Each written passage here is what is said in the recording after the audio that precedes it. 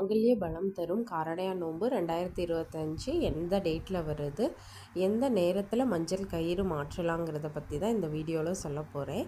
என்னோடய சேனலை இப்போ தான் புதுசாக பார்க்குறீங்கன்னா மறக்காமல் சப்ஸ்கிரைப் பண்ணிக்கோங்க. பெல் ஐக்கானே கிளிக் பண்ணுங்கள். அப்போ தான் நான் கொடுக்குற வீடியோஸ் உங்களுக்கு உடனே வரும். காரடையான் நோன்பு வந்து ரொம்பவே சிறப்பு வாய்ந்த நோன்பு. இதை காரடையான் நோன்பு இல்லைன்னா சாவித்திரி விரதம்னு கூட சொல்லுவாங்க. சத்யவான் சாவித்திரியோட கதை எல்லாருக்குமே தெரிஞ்சிருக்கும். அதை பேஸ் பண்ணி நம்ம இருக்கிற விரதம் தான் வந்து இந்த காரடையான் நோன்பு. இது வந்து கணவரோட நீண்ட ஆயுளுக்காகவும் தீர்க்க சுமங்கலியாக நம்ம இருக்கணுங்கிறதுக்காகவும் செல்வ வளம்னு அனைத்து வகையான நன்மைகளும் தரக்கூடிய ஒரு நோன்பு வந்து இந்த காரடையான் நோன்பு. இதை வந்து ரொம்ப எளிமையான முறையில் விரதம் இருந்து நம்ம வழிபடும் போது அந்த பராசக்தியோட அருளும் கிடைக்கும், கணவருக்கு நீண்ட ஆயுளும் கிடைக்கும், என்றென்றைக்கும் நம்ம செல்வ செழிப்போட தீர்க்க சுமங்கலியாக இருக்கலாம்.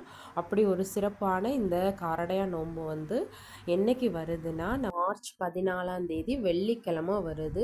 இந்த விரதத்தை எப்படி கடைபிடிக்கணும்னா விடியற்காலமே எழுந்திரிச்சு சூரிய உதயத்திற்கு முன்னாடி குளிச்சுட்டு இந்த விரதம் இருக்க ஆரம்பிச்சிடணும்.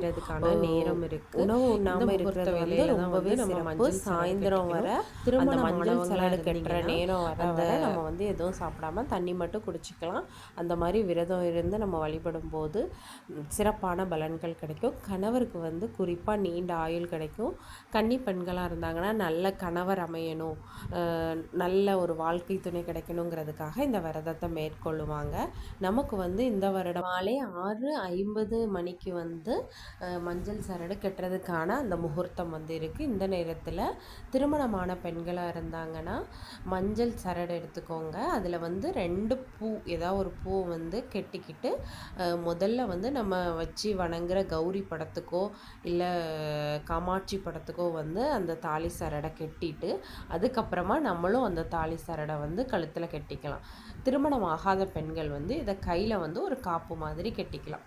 சாவித்திரி வந்து இந்த நாளில் கணவருக்காக விரதம் இருந்து யமனிடம் இருந்து கணவரை மீட்டதற்காக யமனுக்கும் நன்றி சொல்லுவாங்க, பராசக்திக்கும் நன்றி சொல்லுவாங்க. அந்த விதமாக தான் வந்து அவங்க காட்டுக்குள்ளே கிடைச்ச அந்த காராமணியை வச்சு செய்கிற இந்த இனிப்பு கார அடையும் உப்பு கார அடையும் பண்ணி வச்சு அவங்க வழிபட்டனால தான் நம்மளும் வந்து அந்த நாளில் இனிப்பு அடையும் கார அடையும் செஞ்சு காராமணியில் செய்கிற அடைய செஞ்சு உருகாத வெண்ணெயும் வச்சு நம்ம வழிபடும் போது நம்ம கணவருக்கு வந்து நீண்ட ஆயுள் கிடைக்கும், செல்வ செழிப்போட தீர்க்க சுமங்கலியாக வாழலாம்.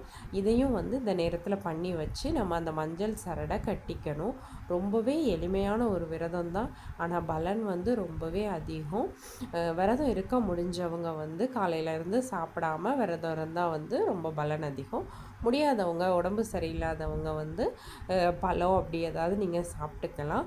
ரொம்பவே சிறப்பு வாய்ந்த இந்த விரதத்தை வந்து தவற விட்டுறாதீங்க. நம்ம இந்த மஞ்சள் சரடை வந்து அணியும் போது இந்த ஒரு மந்திரத்தை சொல்லணும். உருகாத வெண்ணையும் ஓரடையும் நான் நூற்றேன், என் கணவன் என்னை விட்டு பிரியாதிருக்க வேண்டும். அந்த இனிப்படையும் கார அடையும் வச்சு அது மேலே உருகாத வெண்ணையும் வைக்கும்போதே இந்த மந்திரத்தை சொல்லிக்கிட்டு சுவாமிக்கு படைச்சி எல்லாம் பண்ணிவிட்டு சுவாமிக்கு முதல்ல மஞ்சள் கயிறை கட்டின அப்புறம் தான் நம்ம கழுத்துலேயே அந்த மஞ்சள் சரடை கெட்டிக்கணும். சாவித்திரி எப்படி சத்யவானோட நீண்ட நாள் வாழ்ந்தாங்களோ அதே மாதிரி கணவருக்கு நீண்ட ஆயுளும் செல்வ செழிப்புடனும் வாழலாம். அனைத்து பலன்களும் தரக்கூடிய இந்த காரடையான் நோன்பு அல்லனா சாவித்திரி நோன்பை வந்து நீங்களும் கடைப்பிடிச்சு முழு பலன் அடையணும்னு நானும் வேண்டிக்கிறேன். இப்போ தான் என் சேனலை புதுசாக பார்க்குறீங்கன்னா மறக்காமல் சப்ஸ்கிரைப் பண்ணிக்கோங்க. இந்த மாதிரி ஆன்மீக தகவல்கள் எப்பொழுதும் உங்களுக்கு